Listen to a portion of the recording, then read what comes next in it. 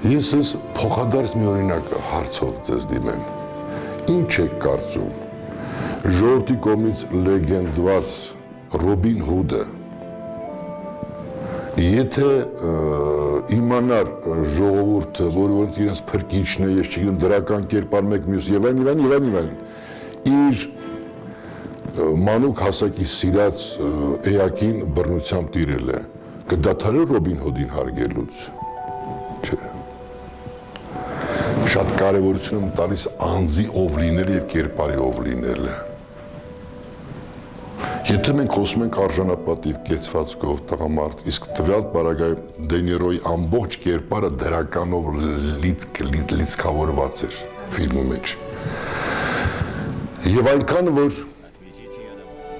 եթե նույնիսկ անգամ ինքը կարող է անազնիվ քայլ կատարել, այդ անազնիվ քայլը իր բոլոր դրական ամբողջ գործընթացի մեջ չես ուզում տեսնել։ Ուղղակի չես ուզում տեսնել։ Պատահական չի ռեժիսորի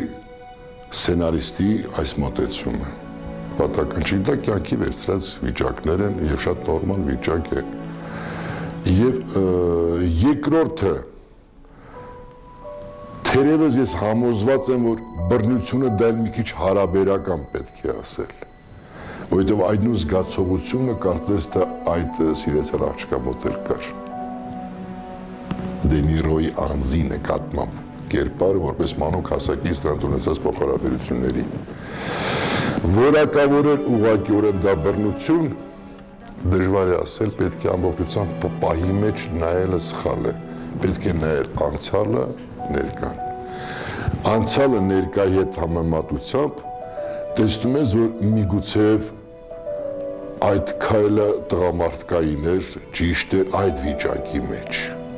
Բայց եթե այդ վիճակը չի, որպես տղամարդկին բռնությունը իհարկե դա նայում ես, դա դատապարտված է արդեն ստորությամբ, թուլությամբ եւ ամենավերջի խոսքերը պետք է ասել դրան։ Եթե դու չես կնոջ նկատմամբ այլ ճանապարհը չէիր կարողանում ընտրել նրան հասնելու, նրան ենթադրենք գրավելու քո կողմը։ Բռնության մեջ էլ կար վաղեմի զգացմունք, չմոռանանք դա, երկկողմանյալ էր դա, ռեժիսորը բերել էր դրան,